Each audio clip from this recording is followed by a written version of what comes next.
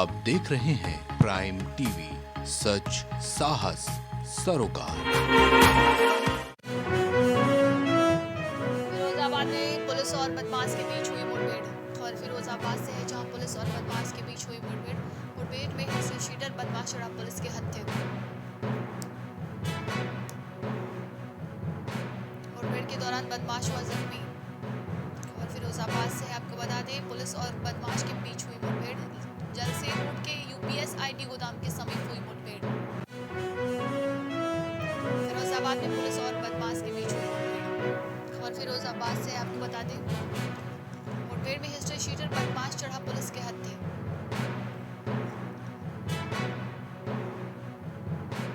मुठभेड़ के दौरान बदमाश हुआ जख्मी। जलेसर रोड के यूपीएस आईटी गोदाम के समीप हुई मुठभेड़।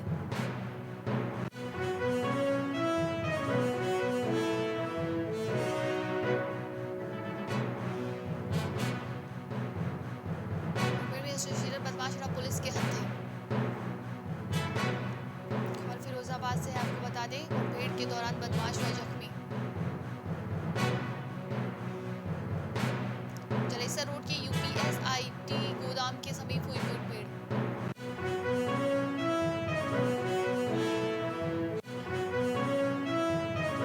लखनऊ में जानकीपुरम विस्तार को लखनऊ विकास प्राधिकरण ने दिए 10 करोड़। खबर लखनऊ से है, आपको बता दें जानकीपुरम विस्तार की बदलेगी सूरत।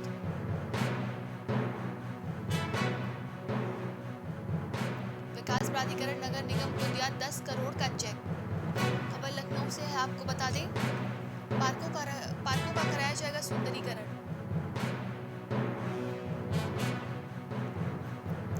सेक्टर 1 से 11 सेक्टर तक होगा कायाकल्प। लखनऊ विकास प्राधिकरण ने दिया लगातार प्राइम टीवी पर खबर चलने के बाद बड़ा असर। आपको बता दें कि लखनऊ से खबर है, आपको बता दें कि लखनऊ में जानकीपुरम विस्तार को लखनऊ विकास प्राधिकरण ने दिए 10 करोड़। जानकीपुरम विस्तार की बदलेगी सूरत।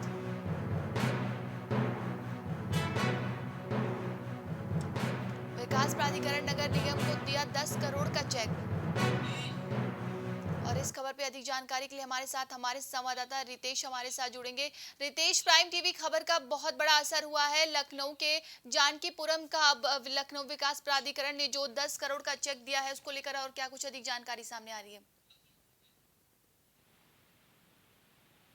निवासियों के लिए लगातार प्राइम टीवी खबर कर रहा था, उस खबर को दिखा रहा था। वहां की जो कमियां थी, जो खामियां थी, उनको लगातार दिखाया जा रहा था। वहां के जो निवासी थे जानकीपुरम विस्तार के, वो लोग लगातार प्राइम टीवी से अनुरोध कर रहे थे कि कृपया हमारी तरफ की खबरों को दिखाया जाए, क्योंकि यहाँ बड़ी समस्याएं हैं। जबकि अभी जानकीपुरम विस्तार नगर निगम सीमा क्षेत्र में नहीं था। अब की बार परसीमन के आधार पर नगर निगम सीमा क्षेत्र में जानकीपुरम तृतीय वार्ड को बनाया गया है, जिसके अंतर्गत जानकीपुरम में विस्तार में सेक्टर 1 से लेकर के सेक्टर 11 तक के सेक्टर आते थे। इसमें 11 सेक्टर थे। यहाँ पर पार्कों की बदहाल व्यवस्थाएं थी, पानी की टंकी को लेकर बदहाल व्यवस्थाएं थी, सीवर बह रहा था रोडों पर। ये सब इतनी व्यवस्थाएं थी जिसको लेकर के प्राइम टीवी ने प्रमुखता से इनका सरोकार, जिनका सीधे सरकार से जिनका सरोकार था, उस खबर को दिखाया है। दिखाने के बाद लिए प्रशासन जागा है। उसके बाद नगर निगम को 10 करोड़ रुपए की चेक इन्होंने दिया है सौंदर्यीकरण के लिए। लखनऊ विकास प्राधिकरण ने नगर निगम को 10 करोड़ का चेक सौंप दिया है। अब जानकीपुरम क्षेत्र का कायाकल्प होगा। जो जल भराव की समस्या होती थी, जो गंदगी की समस्या था, जो अंबार भरा रहता था, वो सब सारी सुविधाएं ठीक होंगी और पार्क और सौंदर्यीकरण का में भी तेजी आएगी। एलडीए वीसी डॉक्टर नीलमणि त्रिपाठी ने बृहस्पतिवार को नगर निगम के अधिकारियों के साथ बैठक कर उन्हें योजना के हैंडओवर के संबंध में बनी सहमति के तहत 10 करोड़ रुपए का चेक सौंप दिया है।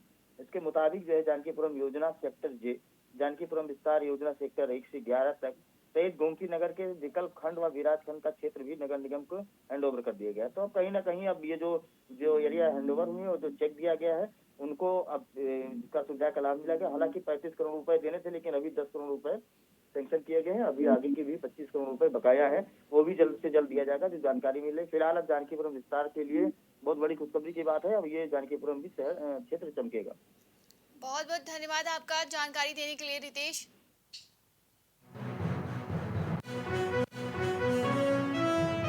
लखनऊ में रोडवेज की बसों में लगेंगे रिफ्लेक्टर टेप।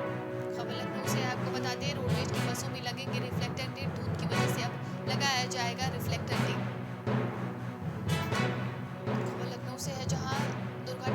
अंकुश लगाने के लिए बसों के पीछे लगेगा टेप।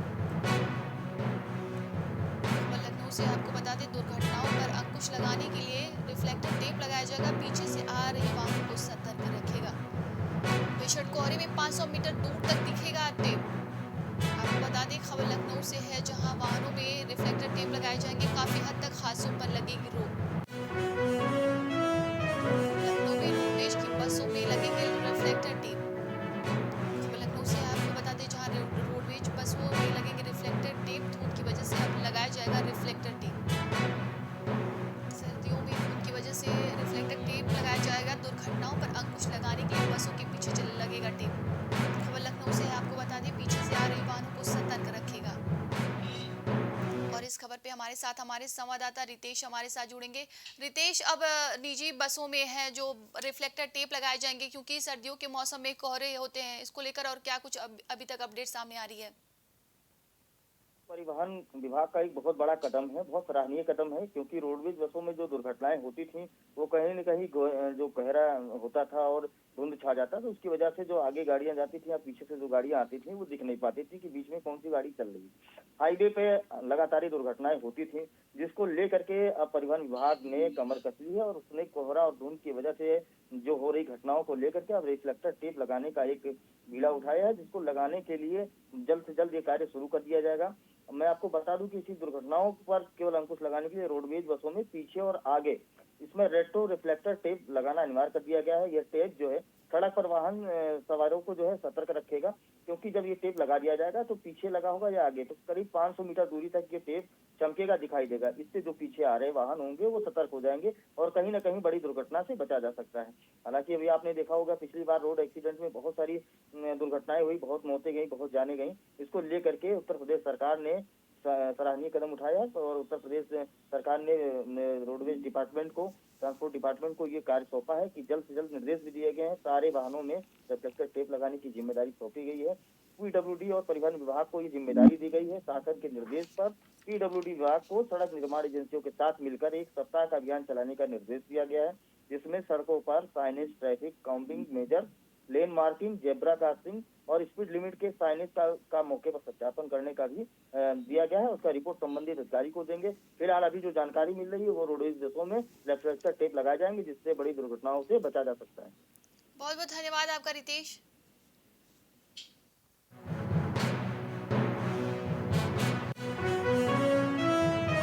लखनऊ में अवध बस अड्डे पर बस पकड़ना होगा और आसान।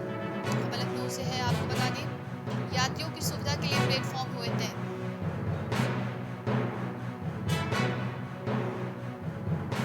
यात्रियों को बस पकड़ने में होगी आसानी। खबर लखनऊ से है, आपको बता दें, यात्रियों को जानकारी के लिए भटकना नहीं पड़ेगा।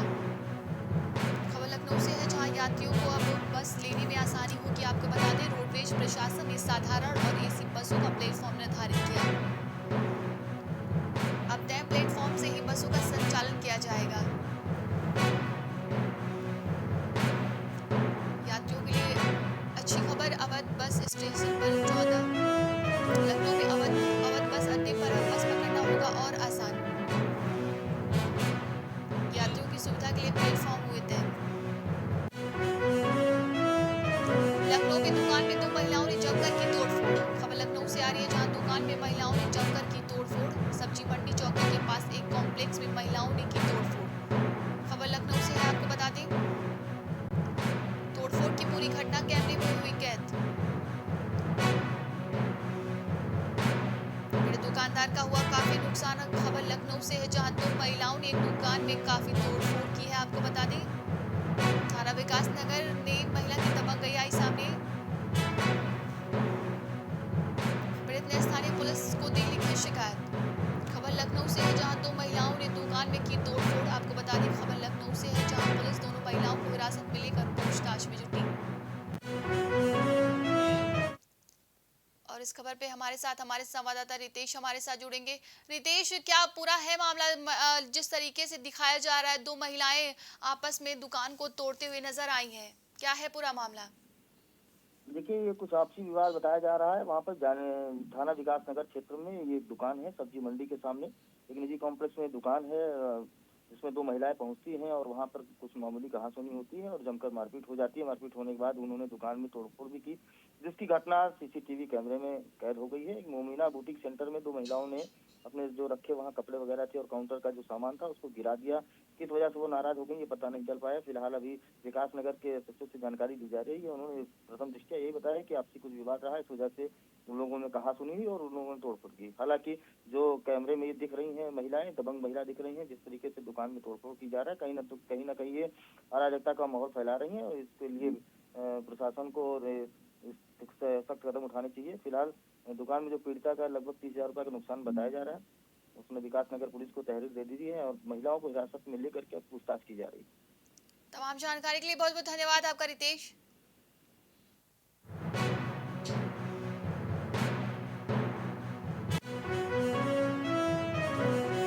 लखनऊ नगर निगम के सभी जोनों में 464 आपत्तियां। खबर लखनऊ से है, जहां शासन द्वारा जारी आरक्षण सूची पर मांगी गई थी आपत्तियां। खबर लखनऊ से है, आपको बता दें नगर निगम के 8 जोन में 464 आपत्तियां। शासन द्वारा 3 दिन के भीतर आपत्तियों का निस्तारण करने का निर्देश। खबर लखनऊ से है, आपको बता दें नगर निगम चुनाव में मांगी गई थी आपत्तियां। सबसे ज्यादा आपत्तियां बीकेटी नगर पंचायत में। बीकेटी नगर पंचायत में 80 आपत्तियां दर्ज हुई हैं। लखनऊ नगर निगम के सभी जोनों में 464 आपत्तियां। शासन द्वारा जारी आरक्षण सूची पर मांगी गई थी आपत्तियां। खबर लखनऊ से है, आपको बता दें। और इस खबर पे हमारे साथ हमारे संवाददाता रितेश हमारे साथ जुड़ेंगे। रितेश, नगर निगम चुनाव के लिए जो आपत्तियां मांगी गई थी, कितनी आपत्तियां अभी तक सामने आई हैं? देखिए, सबसे बड़ी बात तो यह है कि नगर निकाय चुनाव को लेकर के किस तरीके की तैयारियां थी और किस तरीके की तैयारियां बनाई गई थी, तो बहुत बड़ी बात है। अभी आपने देखा होगा कि कल की एक घटना थी जिसमें 300 वोटरों के नाम जो है जानकीपुरम तृतीय में आ रहे थे और उनके नाम हटा करके शहीद भगत सिंह वार्ड में कर दिए गए थे।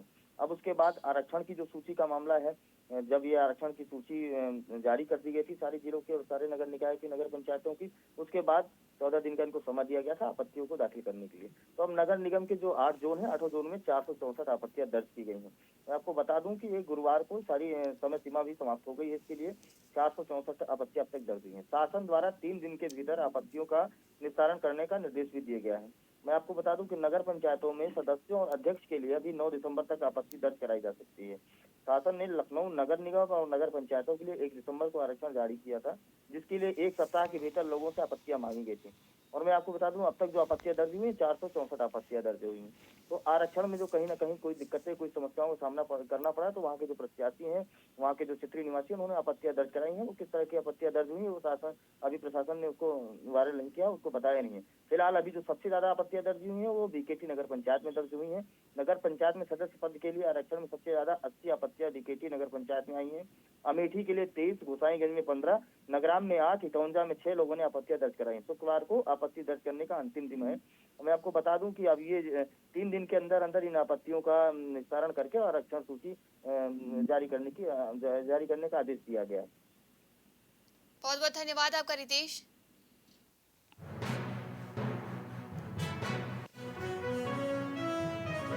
नगरीय निकाय सामान्य निर्वाचन को लेकर जिलाधिकारी की बैठक। जिला निर्वाचन अधिकारी की अध्यक्षता में नियुक्त हुए निर्वाचन अधिकारी, समस्त निर्वाचन अधिकारियों को निर्वाचन प्रक्रिया के बारे में प्रशिक्षित किया गया। निर्वाचन अधिकारी ने नियुक्त किए आरओ एआरओ।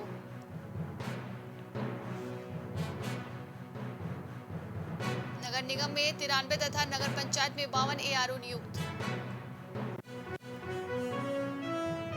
रायबरेली में रास्ते के विवाद को लेकर 2 पक्षों में जमकर हुई मारपीट। खबर रायबरेली से है, आपको बता दें रास्ते के विवाद को लेकर 2 पक्षों में मारपीट। खड़ंजा निकालने को लेकर 2 पक्षों में हुई मारपीट।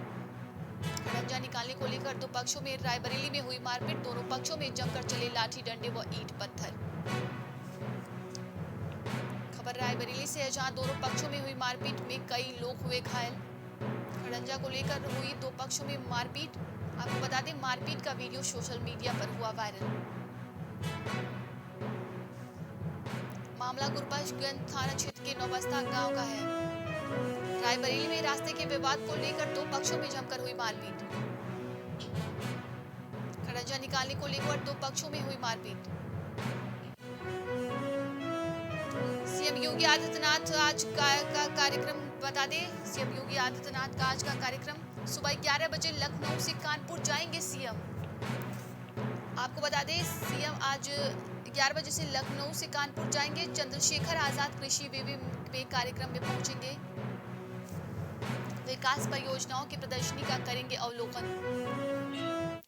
और इस खबर पे हमारे साथ हमारे संवाददाता अनिल हमारे साथ जुड़ेंगे। अनिल, सीएम योगी आदित्यनाथ आज कानपुर दौरे पर रहेंगे।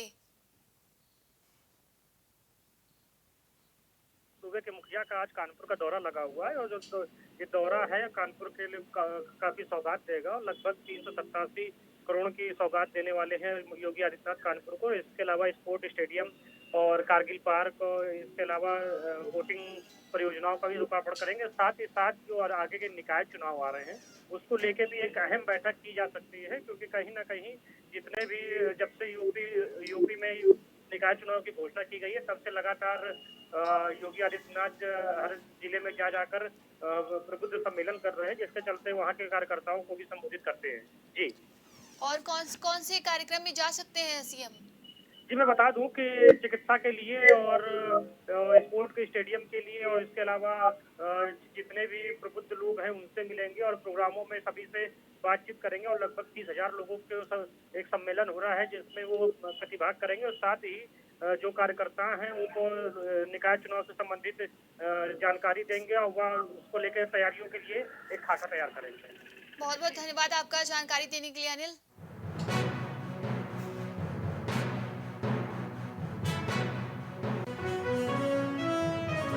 स्वच्छ लखनऊ की खुली पोल, खबर लखनऊ से है। आपको बता दें जहां स्वच्छता को लेकर खुली पोल, आपको बता दें जस की तस बनी हुई है गंदगी। खबर लखनऊ से है जहां स्वच्छता को लेकर जस की तस बनी हुई गंदगी। आपको सुशोभन अभियान में लगा पलीता। राजधानी की मुख्य सड़कों पर फैला है गंदगी का अंबार। नगर विकास मंत्री एके के दावे हुए फेल, आपको बता दें 75 घंटे में कूड़ा स्थल को बनाया था जन उपयोगी। स्वच्छ लखनऊ की खुली पोल, जस की तस बनी हुई है गंदगी। लखनऊ में गंदगी का अंबार देखने को मिल रहा है। आपको बता दें सुशोभन अभियान में लगा पलीता। लखनऊ में कुर्सी रोड के डिवाइडर पर नहीं है स्ट्रीट लाइट। विकास नगर से टेढ़ी पुलिया की रोड पर फैला है अंधेरा।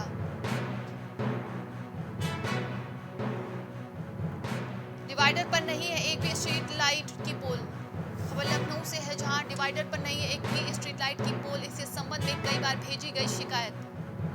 आपको बता दें खबर लखनऊ से है। जोन 3 के मार्ग प्रकाश विभाग की लापरवाही। आईजीआरएस के माध्यम से लखनऊ की गई शिकायत।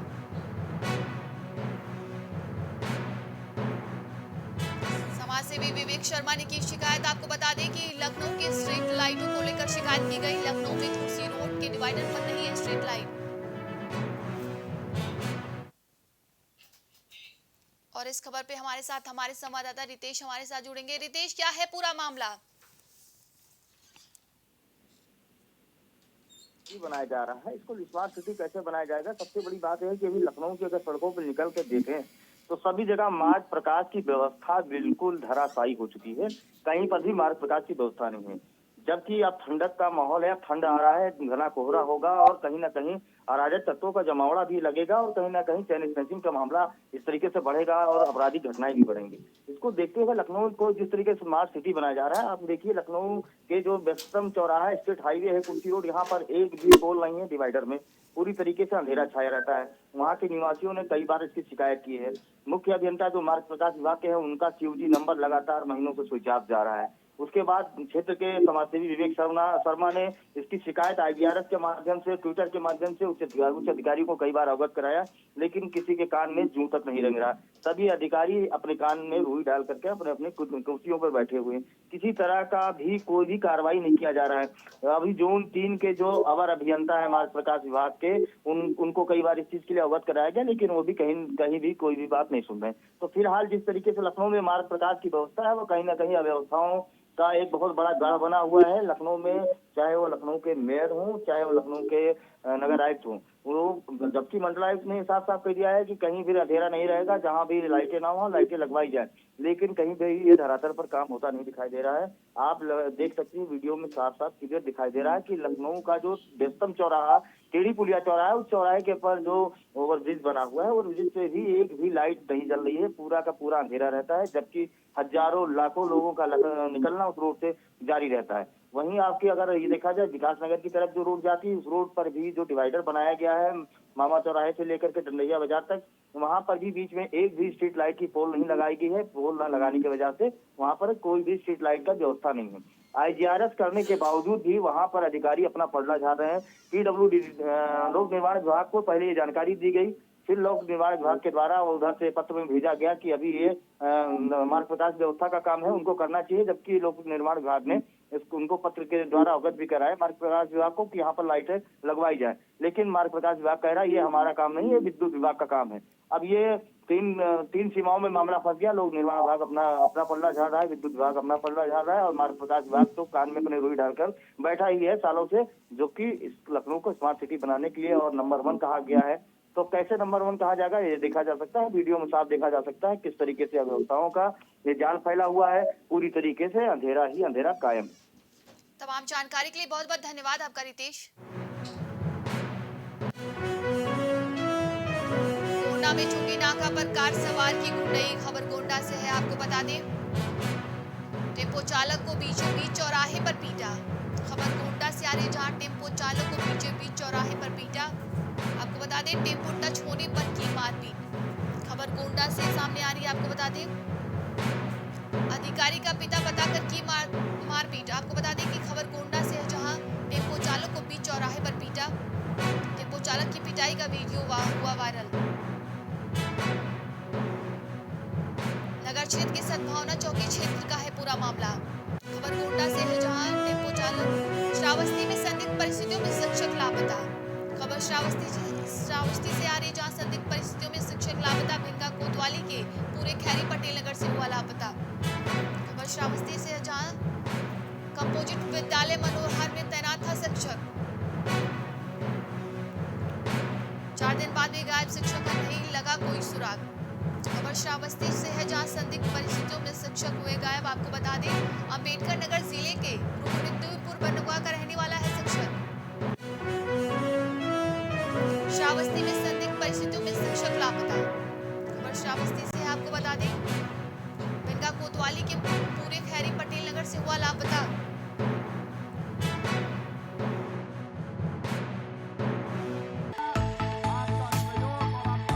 कुछ भाव पुष्प। आप देख रहे हैं प्राइम टीवी, सच साहस सरोकार।